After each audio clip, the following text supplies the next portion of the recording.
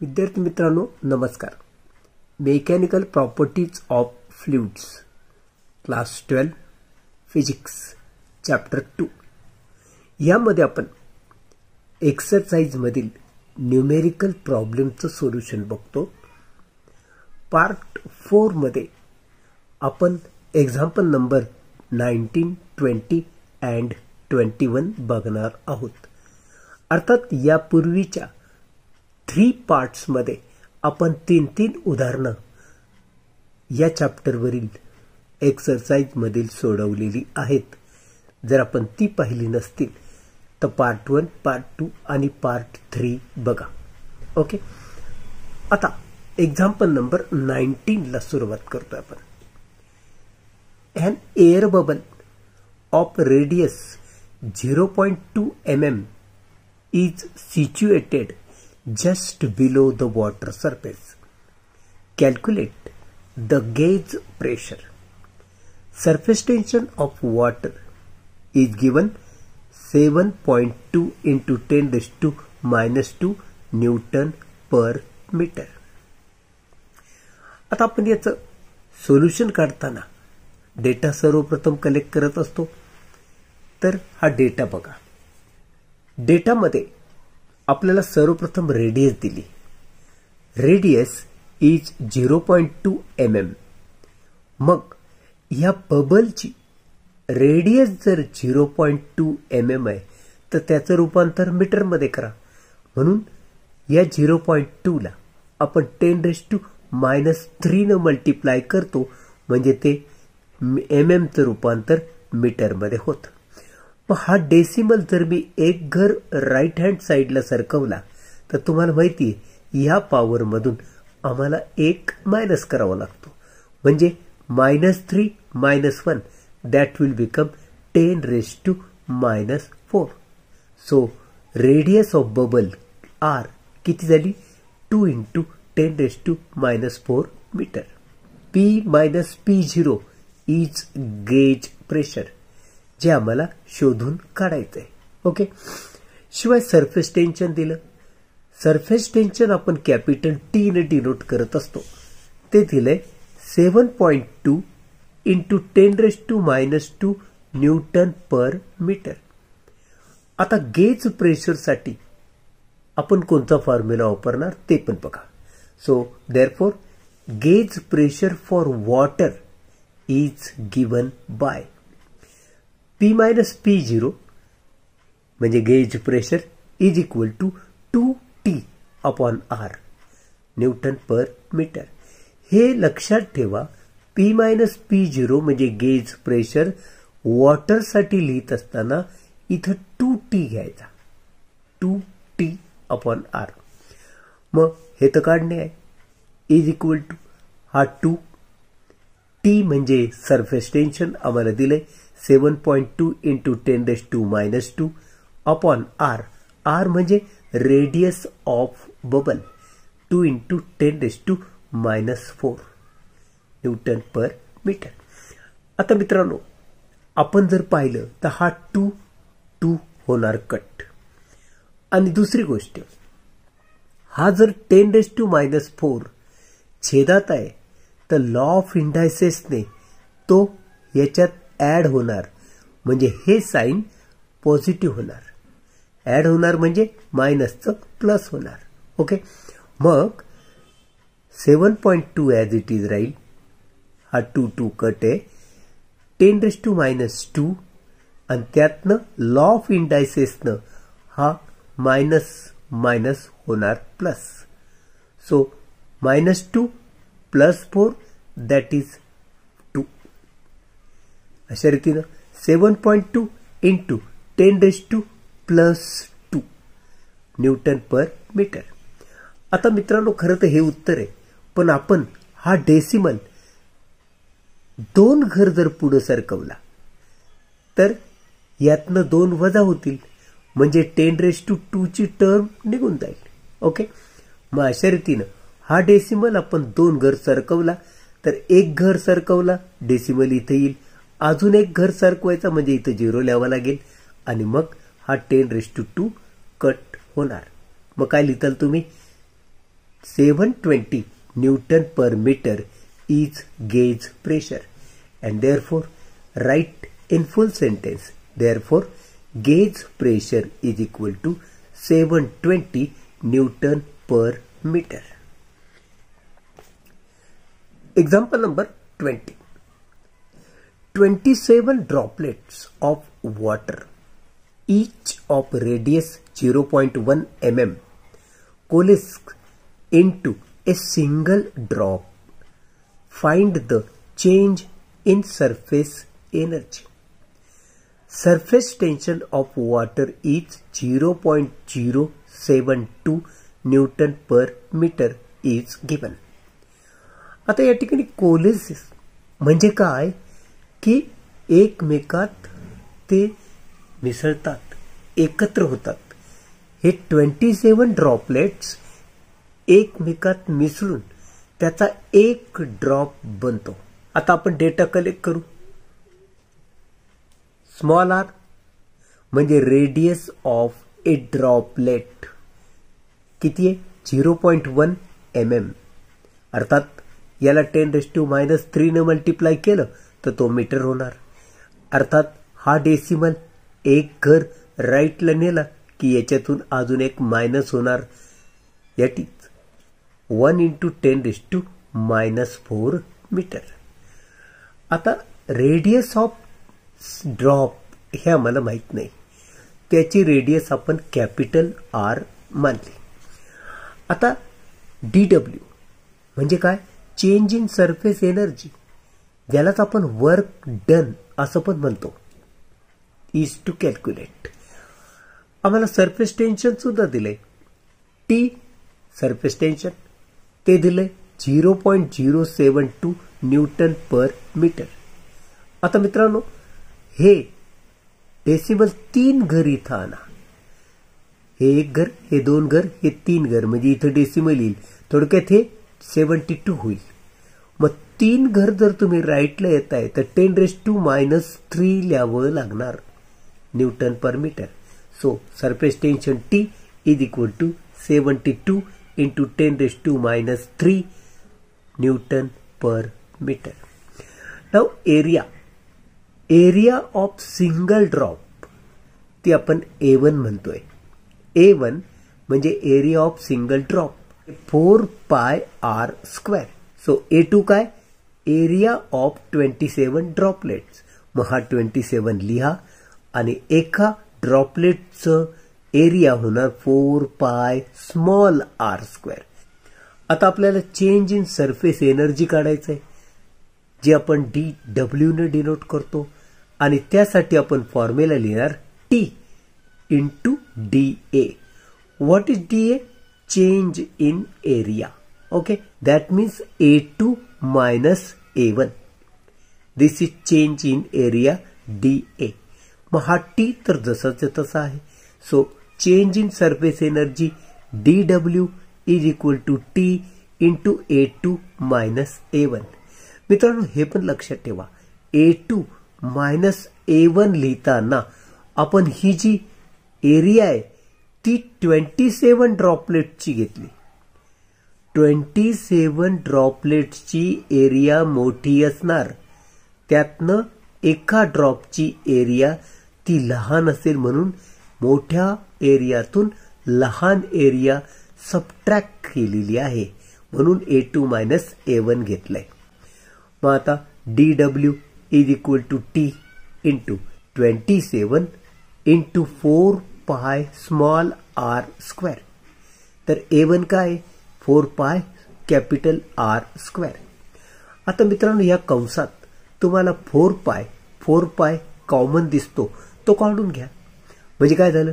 27 small r² minus only capital R². हा 4π आपण common काढला. आता याला DW is equal to T × 27r² minus capital R² 4π, याला आपण इक्वेशन नंबर 1 म्हणणार. आता बघा बरं का, we know that volume of 27 droplets is equal to volume of single drop, हा तर 27 लिहिलाच, into 4/3 pi R cube. Droplet आहे ना, त्याची रेडियस स्मॉल आर ने दाखवायची, म्हणजे 4/3 pi R cube. This is the formula for volume of droplet. आता तो ड्रॉप आहे 4/3 पाय कॅपिटल आर क्यूब.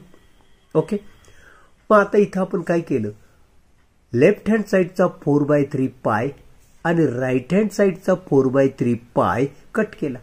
मग इथं उरला 27 small R cube is equal to capital R cube. आता हे सगळे क्यूब आहेत, मग क्यूब रूट घ्या. 27चं क्यूब रूट 3, म्हणजे 3चा क्यूब 27. ओके, मग 27चं क्यूब रूट 3, आर क्यूबचं cube root R is equal to capital R क्यूबचं क्यूब रूट आर. म्हणजे यावरून आपल्याला कॅपिटल आर ची किंमत मिळाली 3 into small R. So capital R is equal to 3 into small R. याला आपण सेकंड बनवू. ह्या मिळालेल्या किमतीला आम्हाला इक्वेशन 1 मध्ये ठेवायचे. जे इक्वेशन आम्हाला माहिती आहे, या इथं आपण लिहिलं, dw is equal to t into 27 R square minus capital R square 4 pi, आणि इक्वेशन 1 आहे. सो या इथं कॅपिटल आर ची किंमत जी आपल्याला मिळाली स्मॉल आर ची भाषेत, ती इथं ठेवूया. आर ची किंमत मिळाली आपल्याला 3 इंटू स्मॉल आर, मग ती इथं ठेवली आणि त्याचा स्क्वेअर केला तर सबस्टिट्यूशन काय येतं बघा. So dw is equal to t, हा जसाच्या तसा, 27 स्मॉल आर स्क्वेअर सुद्धा जसे तसा, कॅपिटल आर ची किंमत आपण लिहिली 3r, मग त्याचा स्क्वेअर केला आणि बाहेर हा 4 पाय जसाच्या तसा. From equation 1 and 2. हा dw, हा t तसंच आहे. 27 स्मॉल आर स्क्वेअर सुद्धा तसाच आहे. हा स्क्वेअर केला,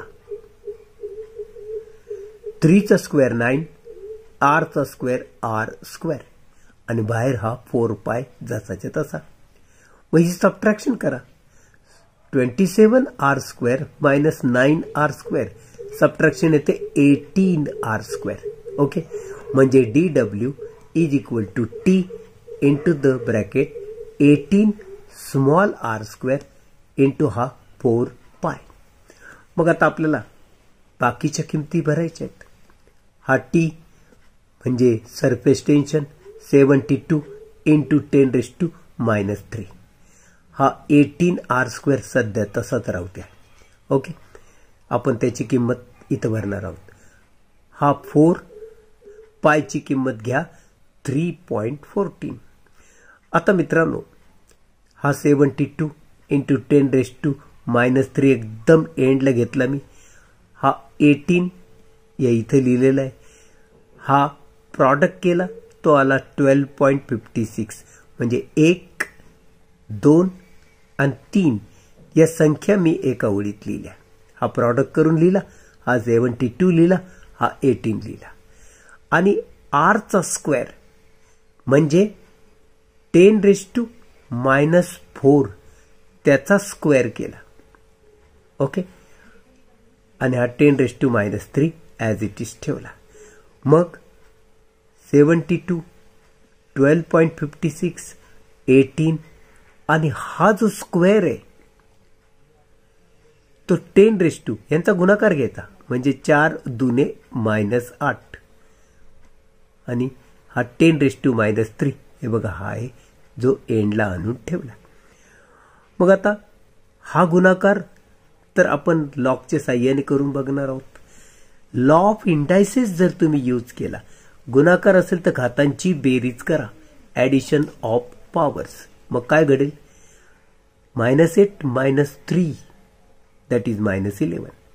म्हणून हा गुणाकार इंटू 10⁻⁻11 येणार. So dw is equal to change in surface energy is 1.6 628 into 10 raised to minus 7 joule or 1.628 अर्ग्स. तर मित्रांनो, हा गुणाकार करून हे जे उत्तर आपल्याला मिळालं, हे किंवा हे, ते कसं मिळालं हे आपण सेपरेटली बघणार आहोत. हे बघा, DW is equal to 72 into 12.56 into 18 हा गुणाकार करायचा. हे तर आपल्याला तसंच ठेवायचंय प्रत्येक वेळेस, ते लॉगमध्ये इन्व्हॉल्व्ह होणार नाही. मग आता दोन्ही बाजूला लॉग घ्या.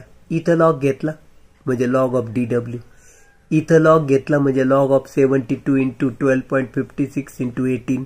हे तर ॲज इट इज ठेवायचंय. म्हणजे log of 72 plus log of 12.56 plus हा इंटू म्हणजे प्लस लॉग ऑफ 18 हे ॲज इट इज. आता यांचे लॉग टेबलमध्ये बघण्यापूर्वी यांची तुम्ही कॅरेक्टरिस्टिक लिहून घ्या.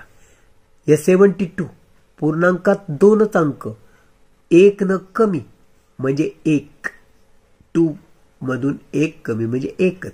So 1 point. आता हा तर लॉग आहे. इथं बघा, इथं पण 2च अंक आहेत म्हणजे याची पण कॅरेक्टरिस्टिक होणार 1 की लगेच डेसिमल द्या. हा तर लॉगच आहे. इथं पण 18 म्हणजे पूर्णांकात 2 अंक आहेत, 1 न कमी म्हणजे याची पण कॅरेक्टरिस्टिक 1 होणार, लगेच डेसिमल. हा तर त्याचा लॉग पाहिलेला आहे. हे 10 raised to minus 11 as it is. आता मी 72चा 0 मध्ये किती लॉग येतो ते बघणार. इथे लिहिणार. 12चा 5 मध्ये किती लॉग येतो आणि 6 मध्ये त्याचा मीन डिफरन्स बघायचा, तो इतका येईल. 18चा 0 मध्ये लॉग बघायचा, तो इतका येईल. ओके. हे बघा मित्रांनो, हे लॉगॅरिथमचं पेज.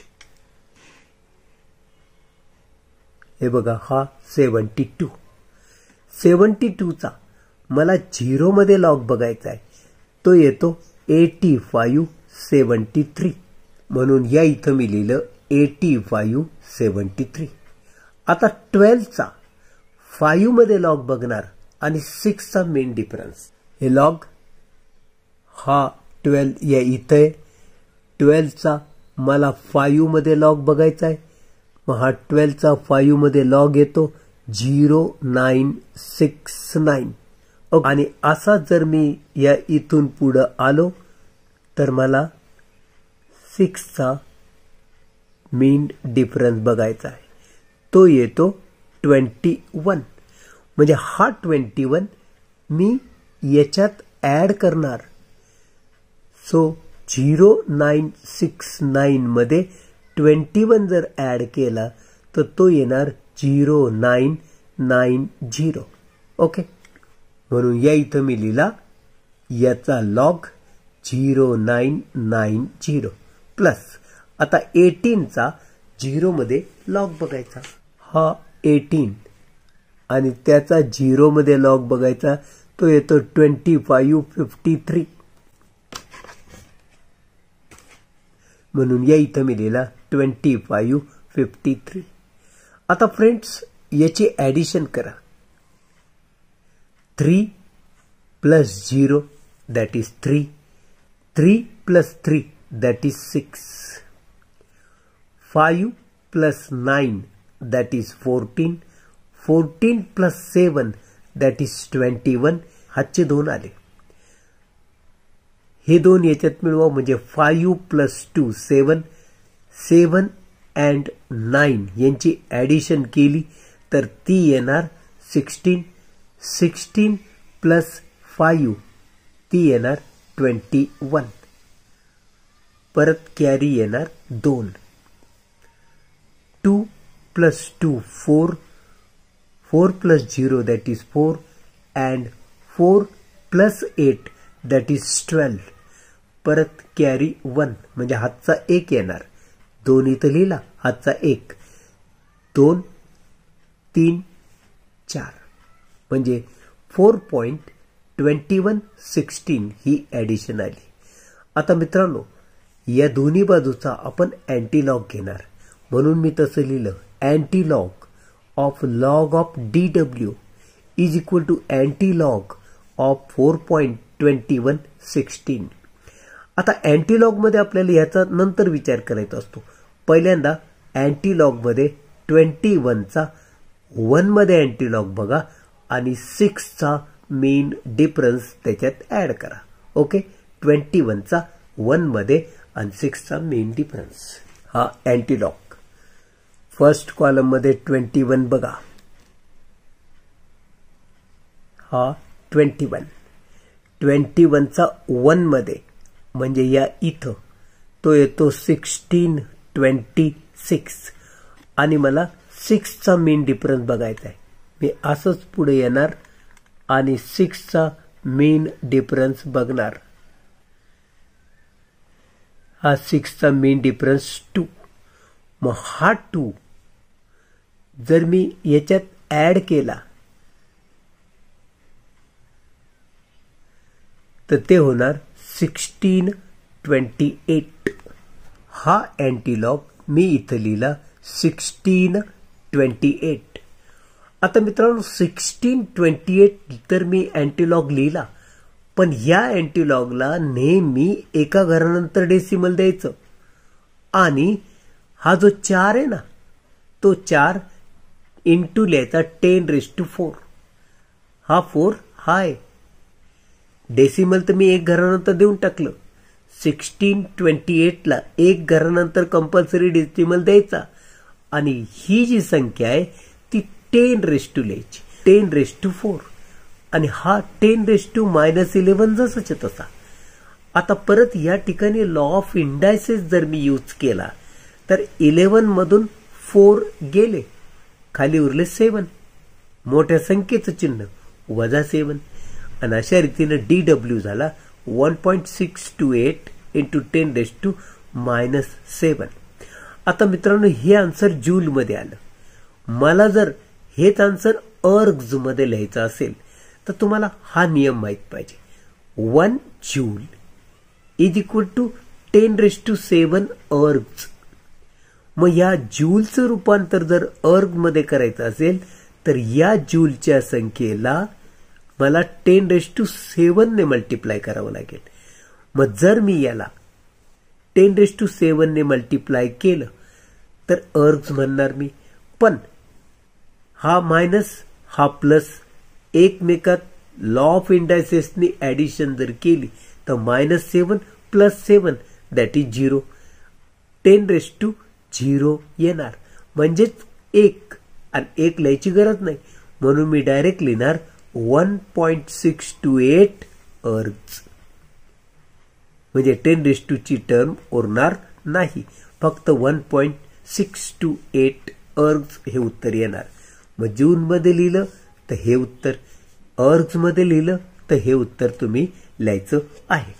एक्झाम्पल नंबर 21 बघा. A drop of mercury of radius 0.2 centimeter is broken into 8 identical droplets. Find the work done if the surface tension of mercury is 435.5 dyne per centimeter. मित्रांनो आता या ठिकाणी उलट घडलंय.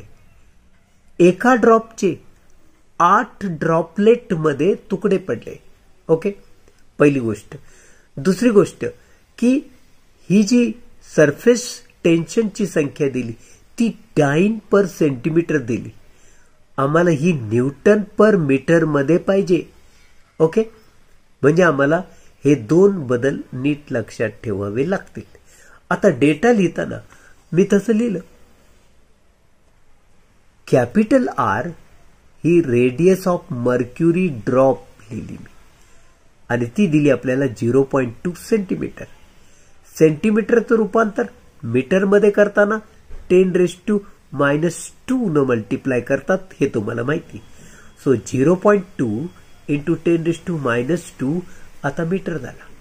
मग हा डेसिमल जर मी एक घर इथं आणला तर याच्यातून एक मायनस होईल म्हणजे 2 इंटू 10⁻³ मीटर होणार.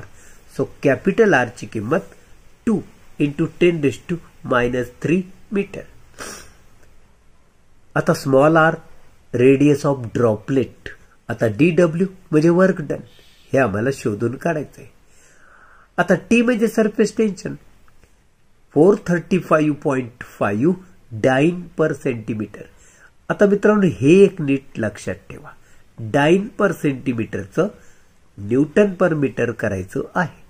मग या डाइनचं रूपांतर न्यूटन मध्ये करताना या संख्येला आपण 10⁻⁵ ने मल्टिप्लाय करणार.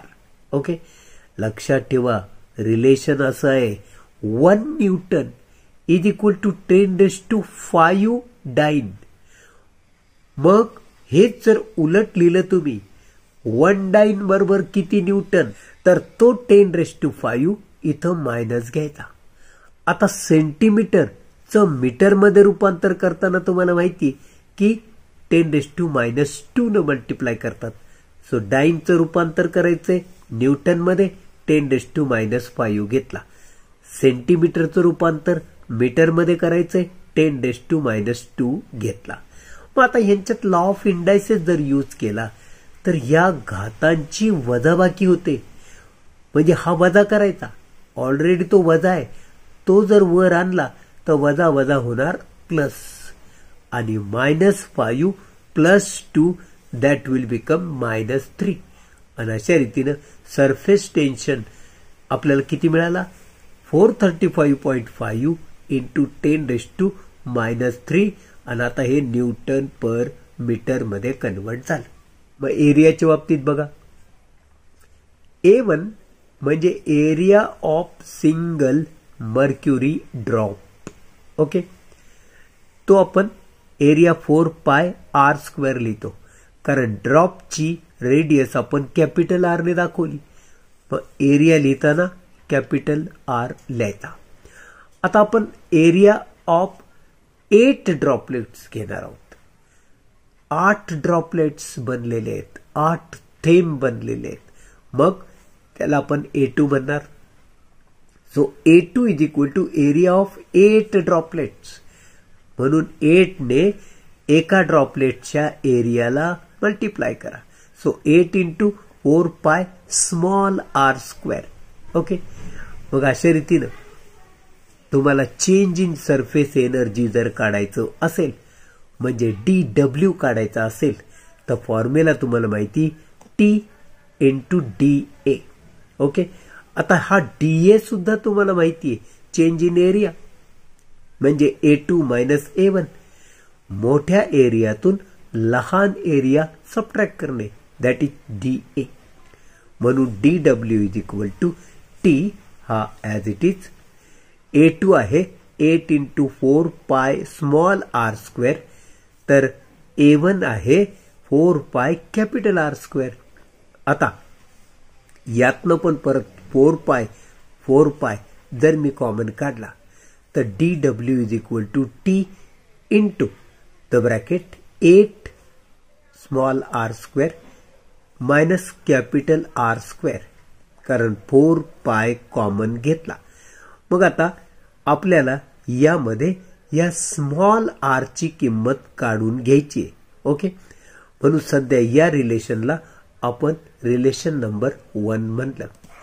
आता आपण लिहिलंय we know that volume of 8 droplets म्हणजेच एका सिंगल ड्रॉपचं व्हॉल्यूम. हे एक रिलेशन नेहमी लक्षात ठेवायचं. हे ड्रॉपलेटचं रूपांतर ड्रॉपमध्ये, ड्रॉपचं रूपांतर ड्रॉपलेटमध्ये असं जेव्हा येतं तेव्हा हे व्हॉल्यूम दोन्ही समान घ्यायचे. ओके, मग व्हॉल्यूम ऑफ 8 ड्रॉपलेट्स लिहिताना हा 8 तर मी लिहिला, आणि एका ड्रॉपलेटचं व्हॉल्यूम असतो 4/3 π small r³ is equal to single ड्रॉपचं व्हॉल्यूम लिहिताना 4/3 π कॅपिटल R³. आणि अशा रीतीनं दोन्ही बाजूचा 4/3 π कट झाला, म्हणजे 8 small r³ is equal to capital R³. परत यांचं क्यूब रूट घ्या. 8चं क्यूब रूट 2, कारण 2चा क्यूब 8 असतो. मग 8चं क्यूब रूट 2, याचं क्यूब रूट R, याचं cube root capital R, taking cube root of both sides. मग यावरून आपल्याला स्मॉल आर ची जर किंमत काढायची असेल तर हा याच्या छेदात येणार, म्हणजे small R is equal to capital R by 2. तर ह्या किमतीला आपण रिलेशन नंबर 2 म्हणणार. म्हणजे थोडक्यात स्मॉल आर ची किंमत आपण रिलेशन नंबर 1 मध्ये जर ठेवली तर dw is equal to T into the bracket 8. Small R ची किंमत काय आहे? कॅपिटल आर बाय 2 मग त्याचा square minus capital R square आणि हा बाहेरचा 4 पाय जसाच्या तसा. मग आता ह्या स्क्वेअर करून घ्या. हे dw तसं, टी तसंच, 8 तसाच, हा आर स्क्वेअर अपॉन 2 चा स्क्वेअर 4, हा कॅपिटल आर स्क्वेअर आणि 4 पाय ॲज इट इज. 4 2 जा 8 म्हणजे 2 कॅपिटल आर स्क्वेअर हे तसंच राहणार. मग 2 आर स्क्वेअर मधून हा आर स्क्वेअर जर मी सबट्रॅक्ट केला तर सबट्रॅक्शन येणार फक्त आर स्क्वेअर, म्हणजे dw is equal to T into the bracket R square आणि हा 4 पाय ॲज इट इज. आता किमती भरा. या टी ची किंमत आहे म्हणजे सरफेस टेन्शन आहे 435.5 इंटू 10⁻³ हा आर स्क्वेअर म्हणजे 2 इंटू 10⁻³ ही आर ची किंमत आहे, त्याचा स्क्वेअर आणि हा 4 पायची किंमत 3.14. या किमती भरल्यानंतर आपल्याला हे सॉल्व्ह करून घ्यायचंय. म्हणून 435.5 इंटू हा गुणाकार मी इथे लिहिला, हा जो 10⁻³ एकदम एंडला लिहिला आणि हा मध्ये स्क्वेअर करून घेतो. 2 चा स्क्वेअर 4, 3 2 जा -6. ओके. आता मी काय करतोय, आता यांच्यामध्ये लॉ ऑफ इंडायसेस नुसार घातांकाच्या नियमानुसार दोघांचा गुणाकार आहे तर घातांची बेरीज -6 -3 म्हणजे -9 आणि हा गुणाकार जसाच्या तसा. त्यात मी काय केलं, हा 435.5 तर लिहिला आणि हा गुणाकार पण करून टाकला. 12.56 इंटू 4 ते येतं 50.24. ओके. आणि ही ऍडिशन आली 10⁻⁹. ओके. मग लॉग टेबलने आपण हा गुणाकार करून घेऊ. हे बघा मित्रांनो, dw is equal to 435.5 into 50.24 हा गुणाकार आपल्याला करायचा आहे. 10⁻⁹ ॲज इट इज ठेवला. मग पहिल्यांदा दोन्ही बाजूला लॉग घ्या. Log of dw is equal to log of this. मग ह्याला सोडवून घ्या. लॉग ऑफ 435.5 गुणाकार आहे प्लस लिहा लॉग ऑफ 50.24 हे ॲज इट इज. आता ह्यांचा लॉग बघण्यापूर्वी त्यांची कॅरेक्टरिस्टिक इथं लिहून टाका. इथं पूर्णांकात किती अंक आहेत? 1 2 3. पॉइंटच्या अलीकडं 3 अंक. व या 3 पेक्षा 1 न कमी म्हणजे 2 ही त्याची कॅरेक्टरिस्टिक झाली. लगेच मी डेसिमल दिला. आता 43चा 5 मध्ये लॉग बघणार आणि मीन डिफरन्स 5 चा बघणार, तो इतका येईल. प्लस याची कॅरेक्टरिस्टिक बघा, पूर्णांकात 2च अंक आहेत, 1 न कमी म्हणजे 1 ही त्याची कॅरेक्टरिस्टिक झाली आणि याचा लॉग हा इथं मी लिहिला. हे 10⁻⁹ ॲज इट इज. हे लॉगचं पेज आहे. पहिल्या कॉलम मध्ये मी 43 बघतोय.